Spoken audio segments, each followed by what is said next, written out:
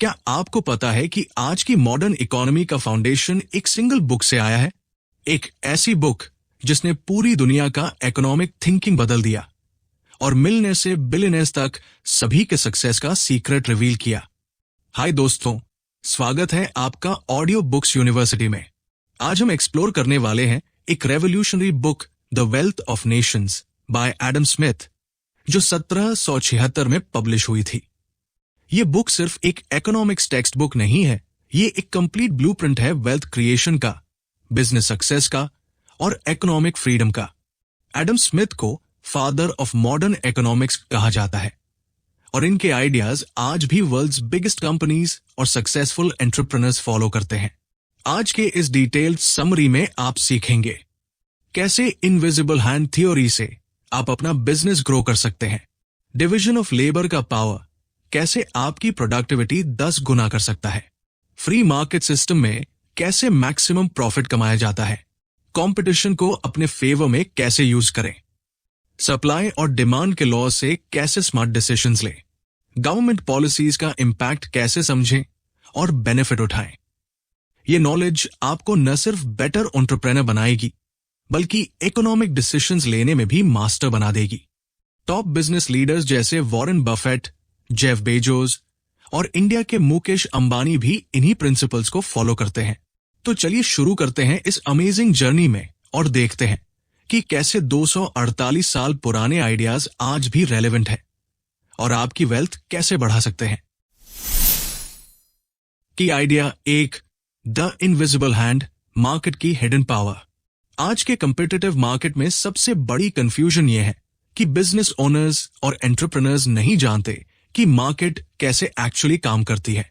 वे सोचते हैं कि सक्सेस केवल हार्ड वर्क और गुड प्रोडक्ट से मिलती है, लेकिन रियलिटी यह है कि अगर आप मार्केट फोर्सेस को समझे बिना बिजनेस करते हैं तो आप लिटरली पानी में तीर चला रहे हैं। मैक्सिमम बिजनेसेस फेल हो जाते हैं क्योंकि वे मार्केट की नेचुरल टेंडेंसी के अगेंस्ट जाकर डिसीजंस लेते हैं। ये लैक ऑफ अंडरस्टैंडिंग आपको मिलियंस का लॉस करा सकती है क्योंकि आप गलत टाइमिंग पर गलत प्रोडक्ट लॉन्च करते हैं या फिर कस्टमर डिमांड को प्रॉपर्ली रीड नहीं कर पाते। एडम स्मिथ का इनविजिबल हैंड थ्योरी ये बताती है कि मार्केट में एक नेचुरल फोर्स होती है जो ऑटोमेटिकली सप्लाई और डिमांड को बैलेंस करती है। जब आप अपने सेल्फ इंटरेस्ट में काम करते हैं तो अननोइंगली आप सोसाइटी का भी बेनिफिट कर रहे होते हैं। ये कॉन्सेप्ट रेवोल्यूशनरी है क्योंकि ये प्रूव करती है कि इंडिविजुअल प्रॉफिट और सोशल बेनिफिट दोनों साइमल्टेनियसली अचीव हो सकते हैं। मार्केट खुद ब खुद प्राइसेस सेट करती है, रिसोर्सेज एलोकेट करती है और एफिशिएंसी क्रिएट करती है बिना किसी सेंट्रल प्लानिंग के। आपको बस इस नेचुरल फ्लो को समझना है और उसके साथ अलाइन होकर बिजनेस स्ट्रैटेजीज बनानी है। साल 2020 में कोविड पैंडेमिक के दौरान जब सडनली मास्क और सैनिटाइजर की डिमांड स्काई रॉकेट हो गई तो ट्रेडिशनल मैन्युफैक्चरर्स के साथ साथ कंप्लीटली डिफरेंट इंडस्ट्रीज भी इस अपॉर्चुनिटी में जंप कर गई। इंडिया में टेक्सटाइल कंपनीज जैसे अरविंद लिमिटेड और वेल्सपन ने ओवरनाइट अपनी प्रोडक्शन लाइंस को मास्क्स बनाने के लिए कन्वर्ट कर दिया। अल्कोहल मैन्युफैक्चरर्स जैसे यूनाइटेड स्पिरिट्स ने सैनिटाइजर प्रोडक्शन शुरू की। ये परफेक्ट एग्जाम्पल है इनविजिबल हैंड का। कोई गवर्नमेंट एजेंसी ने फोर्स नहीं किया, लेकिन मार्केट की डिमांड ने ऑटोमेटिकली कंपनीज को राइट डायरेक्शन में गाइड किया। रिजल्ट, अरविंद लिमिटेड का रेवेन्यू इस सेगमेंट में 300% बढ़ गया और सोसाइटी को भी एसेंशियल प्रोडक्ट्स मिल गए। कंपनीज ने अपना प्रॉफिट मैक्सिमाइज किया और साथ में पब्लिक हेल्थ क्राइसिस भी सॉल्व की। यह है इनविजिबल हैंड की power. Individual self interest automatically social benefit में कन्वर्ट हो जाती है। एक्शन स्टेप्स, एक मार्केट रिसर्च डेली। रोज 30 मिनट स्पेंड करें मार्केट ट्रेंड्स को ऑब्जर्व करने में। News, social media, customer complaints देखें। 2, डिमांड पैटर्न एनालिसिस। अपने इंडस्ट्री में पिछले 6 महीने का डिमांड पैटर्न एनालाइज करें और अपकमिंग अपॉर्चुनिटीज आइडेंटिफाई करें। 3, फ्लेक्सिबल बिजनेस मॉडल। अपनी करंट बिजनेस में फ्लेक्सिबिलिटी बिल्ड करें ताकि मार्केट चेंजेस के साथ क्विकली अडेप्ट कर सकें। 4, कस्टमर बिहेवियर स्टडी। अपने कस्टमर्स के बाइंग पैटर्न्स को ट्रैक करें और अंडरस्टैंड करें कि वे कब, क्यों और कैसे परचेस डिसीजंस लेते हैं। ये इनविजिबल हैंड पावरफुल था, लेकिन यहां एक और सीक्रेट है। जो आपकी प्रोडक्टिविटी को एक्सपोनेंशियली बढ़ा सकती है। रेडी है जानने के लिए कि कैसे सिंपल डिवीजन आपको मिलियनेयर बना सकता है? तो चलिए शुरू करते हैं। Key idea 2, division of labour productivity का game changer. Most small business owners और एंटरप्रेन्योर्स एक मेजर मिस्टेक करते हैं। वे सब कुछ खुद करने की कोशिश करते हैं।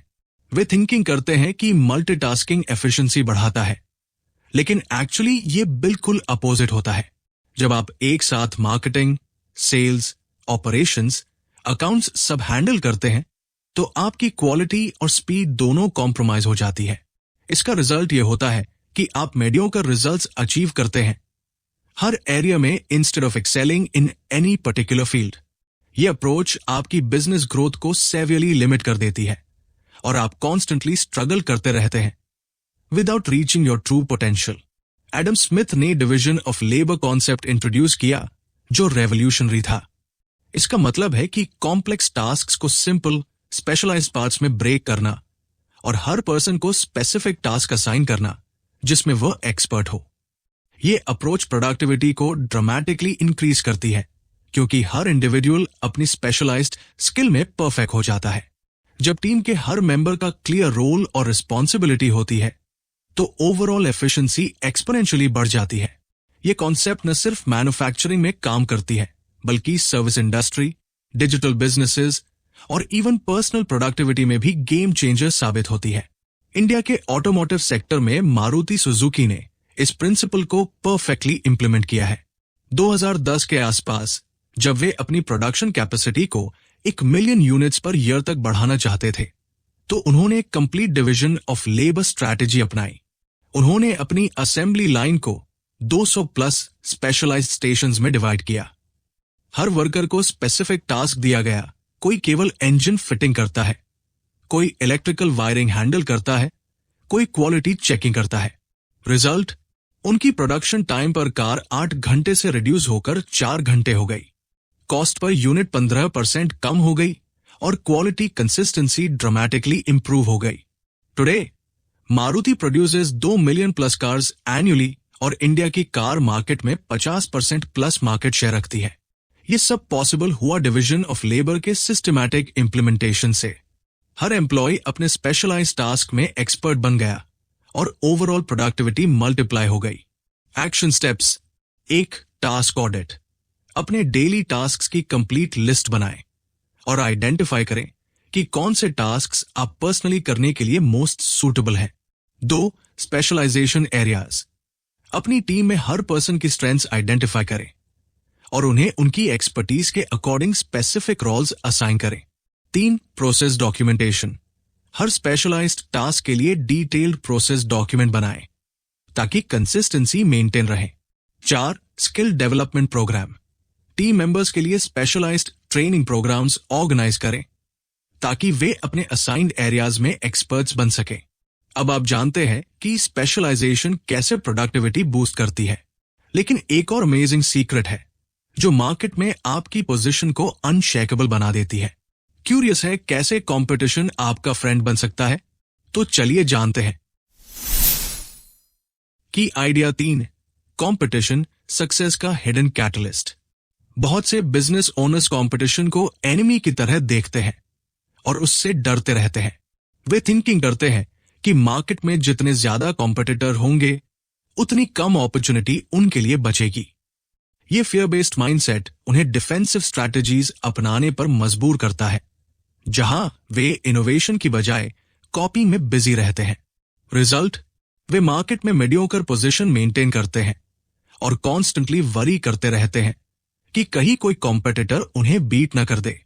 ये मेंटल अप्रोच ग्रोथ को सेवियरली लिमिट करती है और अपॉर्चुनिटीज को थ्रेट्स की तरह देखने पर मजबूर करती है। एडम स्मिथ बताते हैं कि हेल्दी कंपटीशन एक्चुअली मार्केट को स्ट्रॉन्गर बनाती है और कंज्यूमर्स को बेटर प्रोडक्ट्स प्रोवाइड करती है। कंपटीशन आपको कंटिन्यूअसली इंप्रूव करने के लिए फोर्स करती है, इनोवेशन एनकरेज करती है और अल्टीमेटली बेटर वैल्यू क्रिएशन में हेल्प करती है। जब मार्केट में प्रॉपर कंपटीशन होती है तो प्राइसेस नेचुरली ऑप्टिमाइज हो जाती है, क्वालिटी इंप्रूव होती है और कस्टमर सेटिस्फैक्शन इंक्रीज होती है। ये एनवायरनमेंट में सर्वाइव करने के लिए आपको कॉन्स्टेंटली बेटर बनना पड़ता है, जो लॉन्ग टर्म में आपकी कंपिटिटिव एडवांटेज बनती है। स्मार्ट एंटरप्रेन्योर्स कंपटीशन को कैटलिस्ट की तरह यूज करते हैं अपनी एक्सीलेंस के लिए। इंडिया के टेलीकॉम सेक्टर में रिलायंस जियो का एंट्री 2016 परफेक्ट एग्जाम्पल है कि कैसे कंपटीशन एंटायर इंडस्ट्री को ट्रांसफॉर्म कर देती है। उससे पहले एयरटेल, वोडाफोन, आइडिया जैसी कंपनीज हाई प्राइसेस पर लिमिटेड सर्विसेज प्रोवाइड कर रही थी। 1 GB डेटा का प्राइस 200 प्लस था।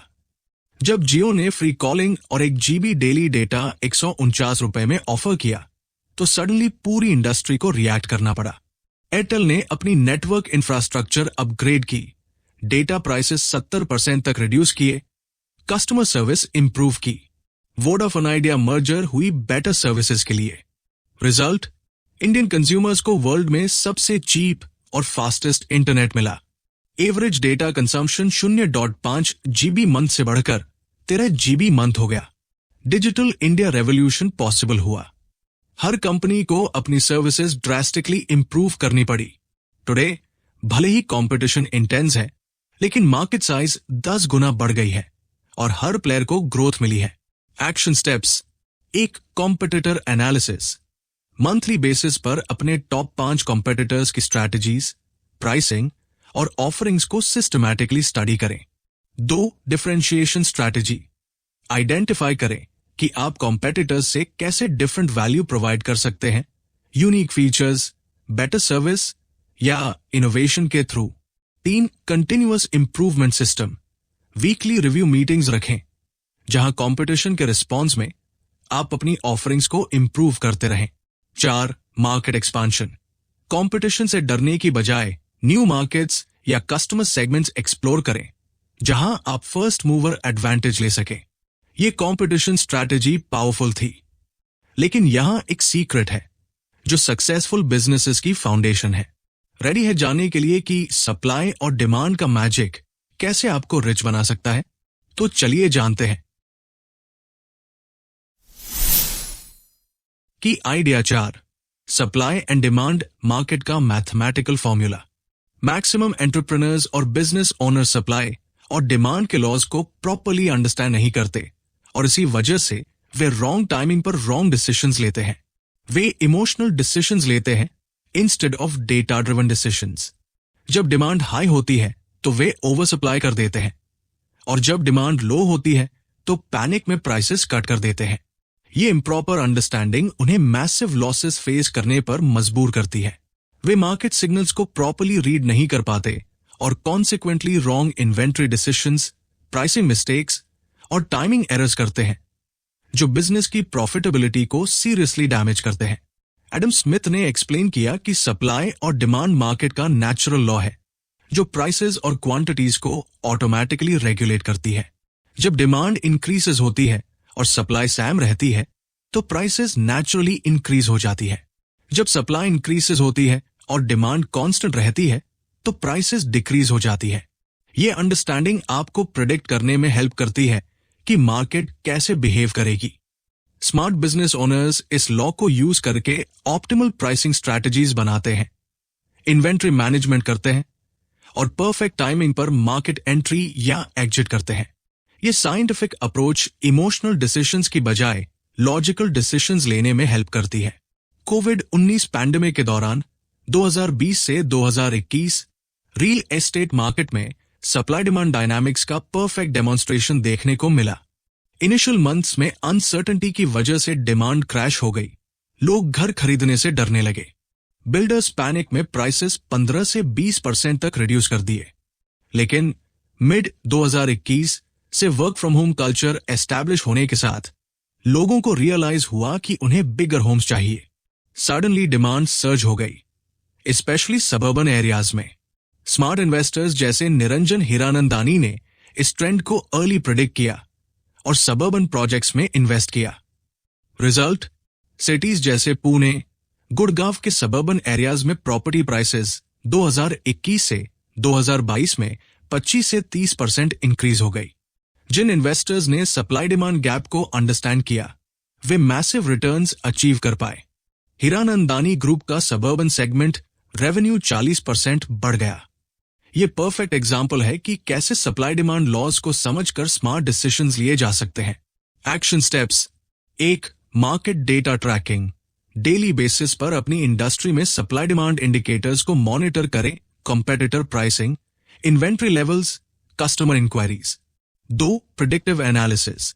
पास्ट 2 इयर्स का डेटा एनालाइज करके सीजनल पैटर्न्स और मार्केट साइकिल्स को आइडेंटिफाई करें।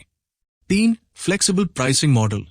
मार्केट कंडीशंस के अकॉर्डिंग प्राइसिंग को डायनामिकली एडजस्ट करने की सिस्टम डेवलप करें। 4. Strategic inventory. Supply demand forecasting के बेस पर ऑप्टिमल इन्वेंट्री लेवल्स मेंटेन करें, न टू मच स्टॉक रखें, न स्टॉक आउट सिचुएशन क्रिएट करें।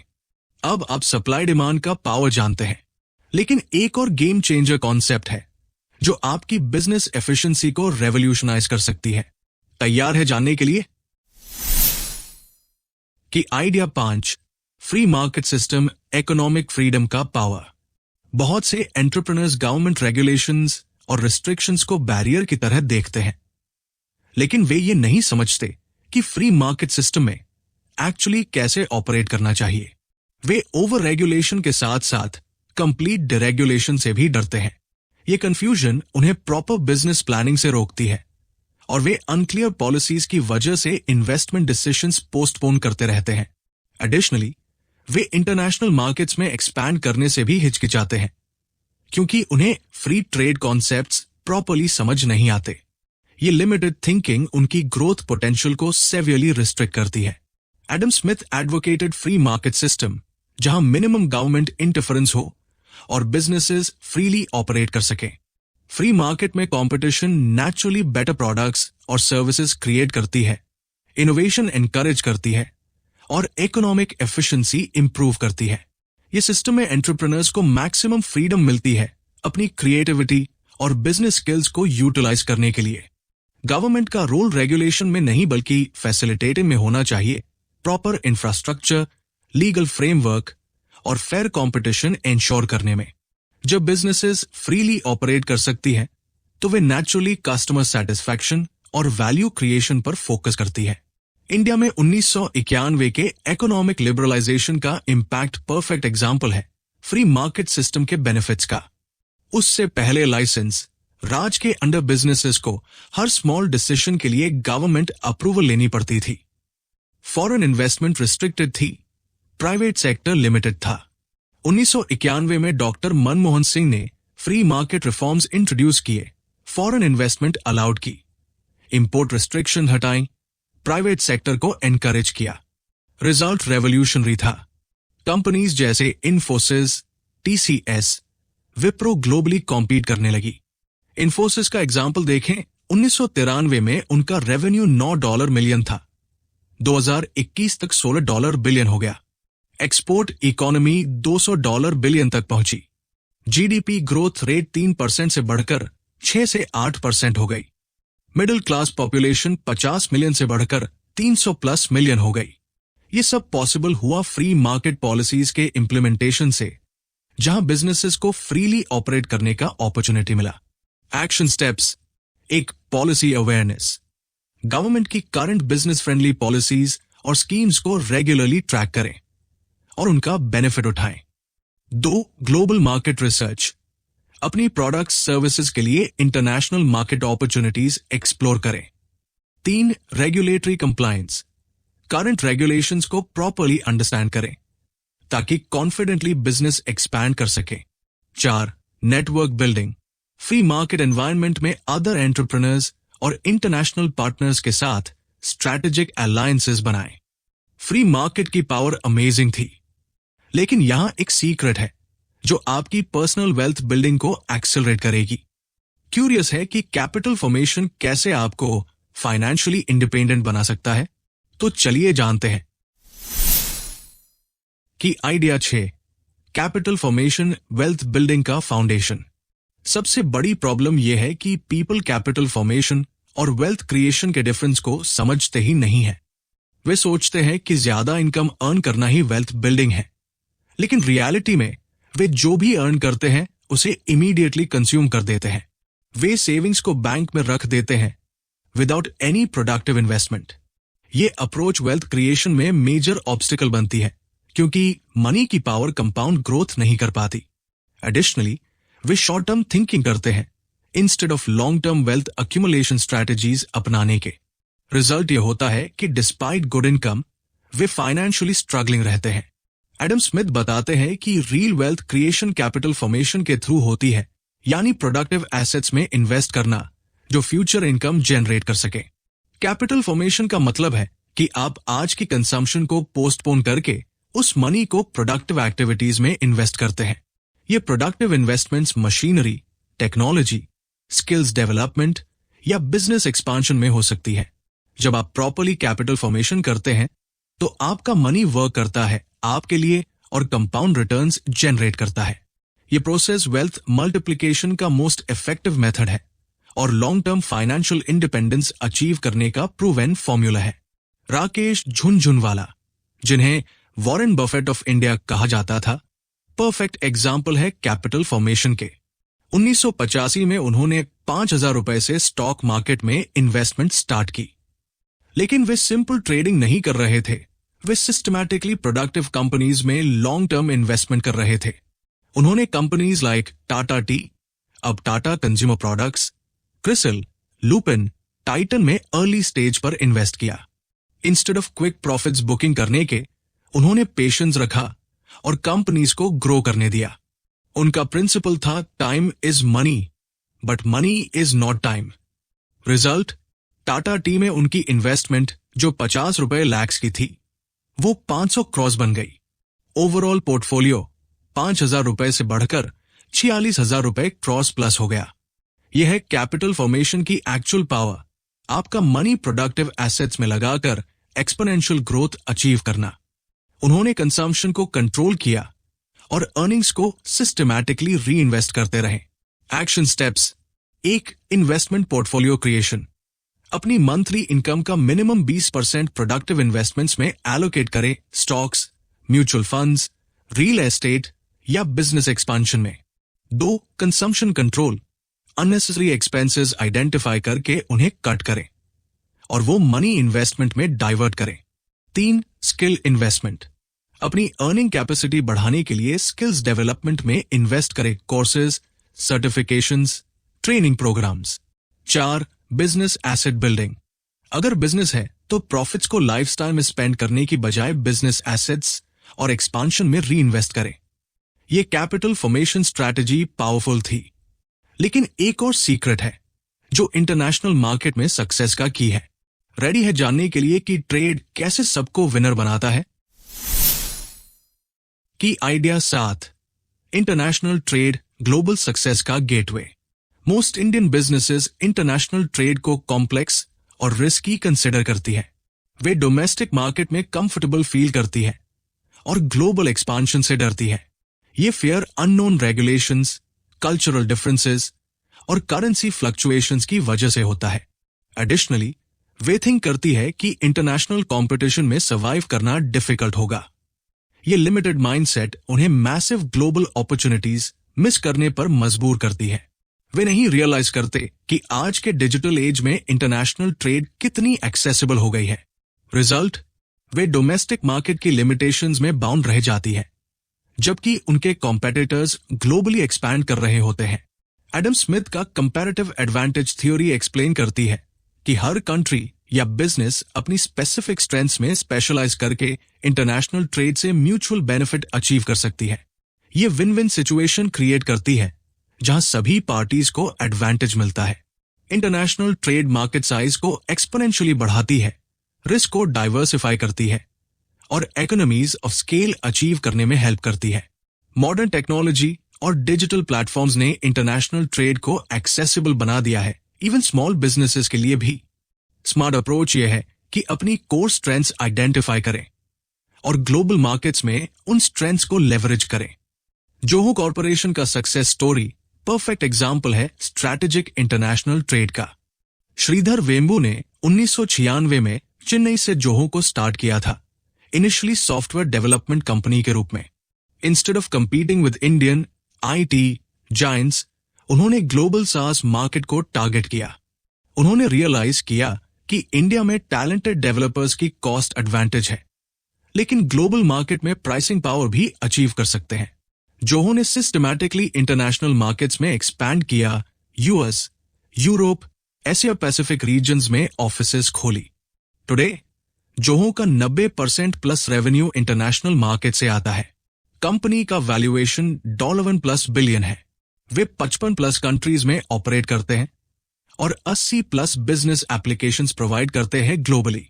उनकी सक्सेस का की था कंपैरेटिव एडवांटेज को लेवरेज करना, इंडियन टैलेंट की कॉस्ट बेनिफिट के साथ ग्लोबल मार्केट की प्राइसिंग पावर को कंबाइन करना।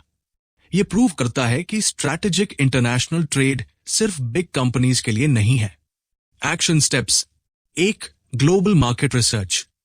अपनी इंडस्ट्री में टॉप 5 इंटरनेशनल मार्केट्स आइडेंटिफाई करें जहां आपकी प्रोडक्ट्स, सर्विसेज की डिमांड है।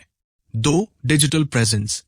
इंटरनेशनल एसईओ, मल्टीलिंगुअल वेबसाइट और global social media presence create करें। 3. Export readiness. Government export promotion schemes और इंटरनेशनल ट्रेड प्रोसीजर्स को अंडरस्टैंड करें। 4. Partnership strategy. International distributors, agents या स्ट्रैटेजिक पार्टनर्स के साथ अलायंसेस बनाएं मार्केट एंट्री के लिए। इंटरनेशनल ट्रेड की अपॉर्चुनिटी अमेजिंग थी, लेकिन यहां एक गेम चेंजिंग कॉन्सेप्ट है जो आपकी डिसीजन मेकिंग को साइंटिफिक बना देगी। तैयार है जानने के लिए कि रैशनल चॉइसेस कैसे सक्सेस गारंटी करते हैं? Key idea 8, rational economic behaviour, smart decision making का साइंस। अधिकतर बिजनेस ओनर्स और इंडिविजुअल्स इमोशनल डिसीजंस लेते हैं instead of rational economic analysis करने के। वे इंपल्स परचेसेस करते हैं, ट्रेंड्स को ब्लाइंडली फॉलो करते हैं और सोशल प्रेशर में रॉन्ग इन्वेस्टमेंट्स करते हैं। ये बिहेवियरल पैटर्न फाइनेंशियली डिस्ट्रक्टिव होता है क्योंकि इमोशंस लॉजिक को ओवरराइड कर देती है। वे इमीडिएट ग्रेटिफिकेशन को प्रेफर करते हैं, लॉन्ग टर्म बेनिफिट्स के ओवर और रिस्क रिटर्न रेशियो को प्रॉपर्ली कैलकुलेट नहीं करते। FOMO, fear of missing out और पीयर प्रेशर में वे इरैशनल डिसीजंस लेते रहते हैं। ये अप्रोच वेल्थ डिस्ट्रक्शन में रिजल्ट करती है और कंसिस्टेंट फाइनेंशियल ग्रोथ में मेजर ऑब्स्टिकल बनती है। एडम स्मिथ बताते हैं एम्फसाइज्ड रैशनल इकोनॉमिक बिहेवियर, जिसका मतलब है कि डिसीजंस लॉजिकल एनालिसिस और सेल्फ इंटरेस्ट के बेस पर लेना। रैशनल बिहेवियर में आप कॉस्ट बेनिफिट एनालिसिस करते हैं, लॉन्ग टर्म कॉन्सिक्वेंसेस इवैल्यूएट करते हैं और अवेलेबल इंफॉर्मेशन के बेस पर ऑप्टिमाइज डिसीजंस लेते हैं। ये अप्रोच में इमोशंस को कंट्रोल करके ऑब्जेक्टिव थिंकिंग अप्लाई करनी होती है। रैशनल इकोनॉमिक बिहेवियर का मतलब ये नहीं कि आप सेल्फिश बने, बल्कि ये है कि आप इन्फॉर्म्ड और लॉजिकल डिसीजंस ले जो आपके गोल्स को अचीव करने में हेल्प करें। ये साइंटिफिक अप्रोच फाइनेंशियल सक्सेस की प्रोबेबिलिटी को सिग्निफिकेंटली इंक्रीज करती है। 2017 से 2018 के क्रिप्टो करेंसी बूम के दौरान रैशनल वर्सेस इरैशनल बिहेवियर का क्लियर डिफरेंस देखने को मिला। जब बिटकॉइन 5 लाख से 13+ लाख तक पहुंच गया तो मैक्सिमम पीपल फोमो में आकर ब्लाइंडली इन्वेस्ट कर रहे थे विदाउट अंडरस्टैंडिंग टेक्नोलॉजी या मार्केट डायनामिक्स।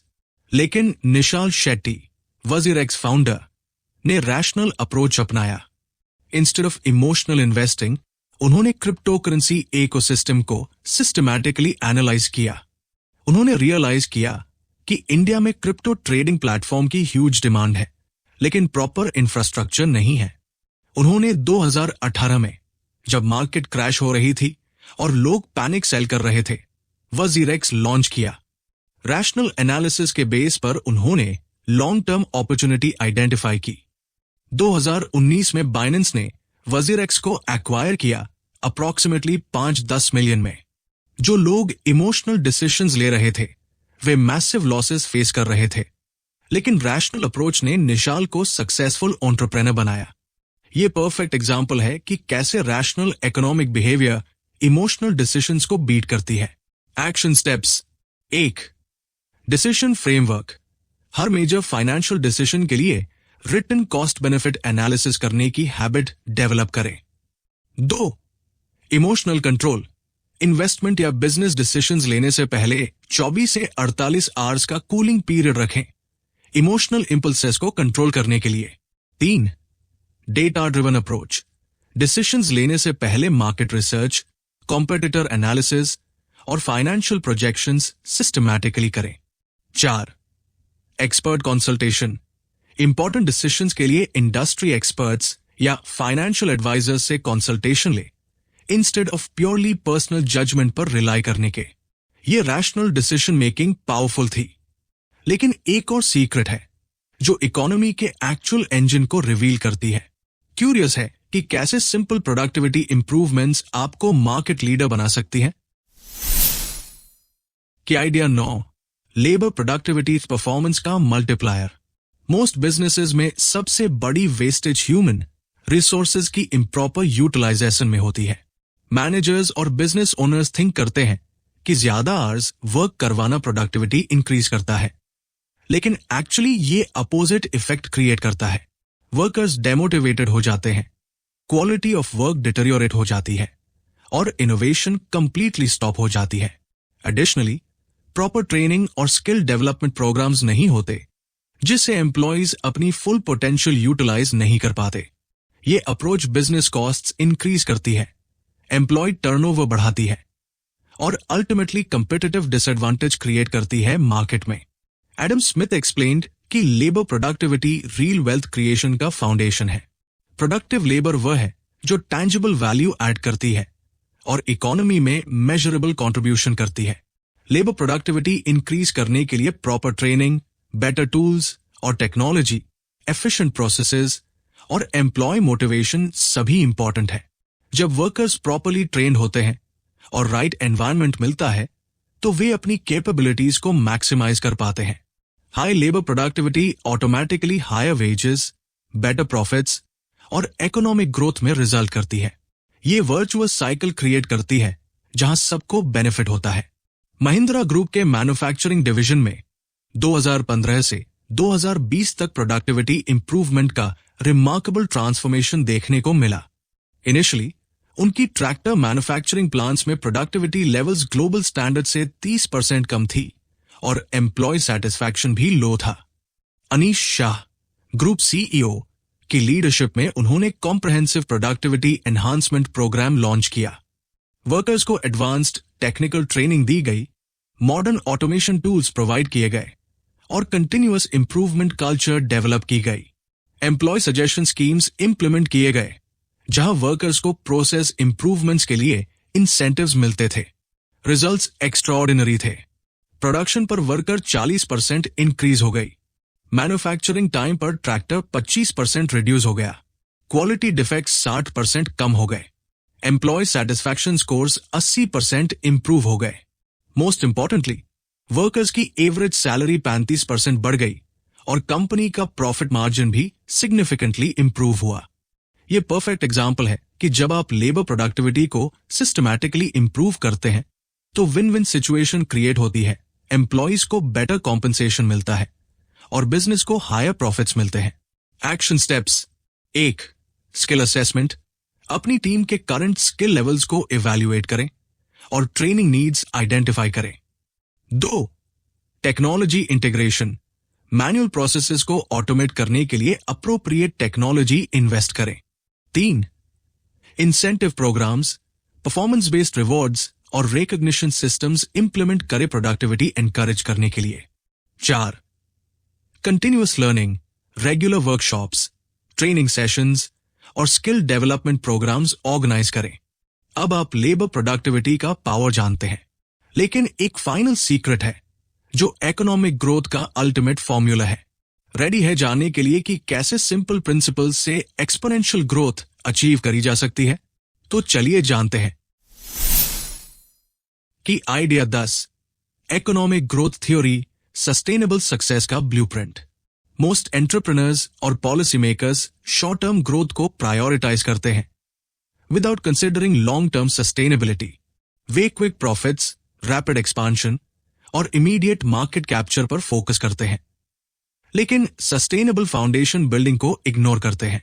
यह अप्रोच इवेंचुअली अनसस्टेनेबल हो जाती है क्योंकि रिसोर्सेज एग्जॉस्ट हो जाते हैं, मार्केट सैचुरेशन हो जाती है और कंपिटिटिव एडवांटेजेस डिसअपीयर हो जाते हैं।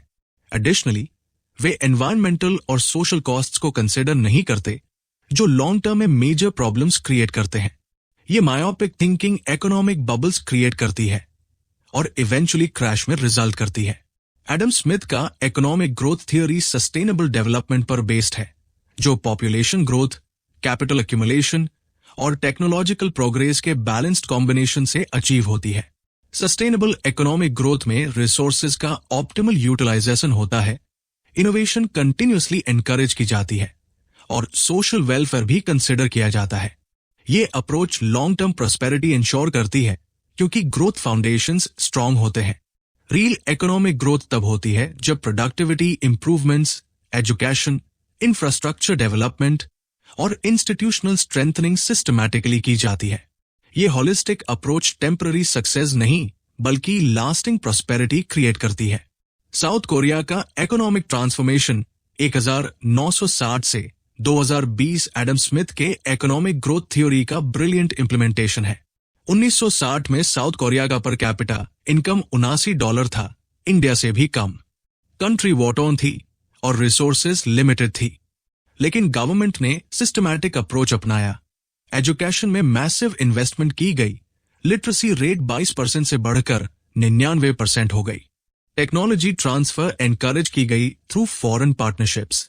इंफ्रास्ट्रक्चर डेवलपमेंट को प्रायोरिटी दी गई। कंपनीज जैसे सैमसंग, एलजी, ह्यूंडई को इनिशियली मैन्युफैक्चरिंग में सपोर्ट किया गया, फिर ग्रेजुअली टेक्नोलॉजी डेवलपमेंट में शिफ्ट किया गया। रिजल्ट्स स्पेक्टैक्युलर थे। पर कैपिटा इनकम $79 से बढ़कर $33,000 प्लस हो गई, 400 गुना ग्रोथ। मैन्युफैक्चरिंग से सर्विस इकोनॉमी में सक्सेसफुल ट्रांजिशन हुई। Today south Korea global leader है टेक्नोलॉजी, एंटरटेनमेंट, के पॉप, के ड्रामा और इनोवेशन में। की सक्सेस फैक्टर था balanced approach, immediate economic needs को एड्रेस करते हुए लॉन्ग टर्म कैपेबिलिटी बिल्डिंग पर फोकस करना। एजुकेशन, टेक्नोलॉजी और इंस्टीट्यूशनल डेवलपमेंट का कॉम्बिनेशन सस्टेनेबल ग्रोथ एंश्योर करता गया।